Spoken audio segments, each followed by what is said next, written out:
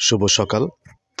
আপনাদের আজকে নিয়ে এসেছি মুন্সিগঞ্জের সিরাজদিখান উপজেলার সন্তোষপাড়া বেলি সেতুর কাছে। এই সেতুটি আপনারা জানেন 17 নভেম্বর সংস্কার কাজ শুরু হয়। এরপর থেকে কিন্তু এই সেতু দিয়ে কোনো রকম যানবাহন এবং পায়ে হেঁটেও মানুষ চলাচল করতে পারেনি।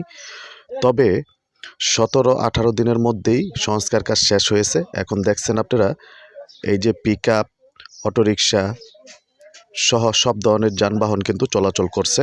এখন যেহেতু মুন্সিগঞ্জের 6টি উপজেলাতে আলুর রোপণের মৌসুম, সে কারণে সেতুটি সংস্কার কাজ দ্রুত করেছে। সেই লক্ষ্যে কৃষকরা এখন সুফল পাবে, কারণ তাদের প্রতিনিয়তই আলু, সার সহ বিভিন্ন আনুষঙ্গিক আনা নেওয়া করতে হয়।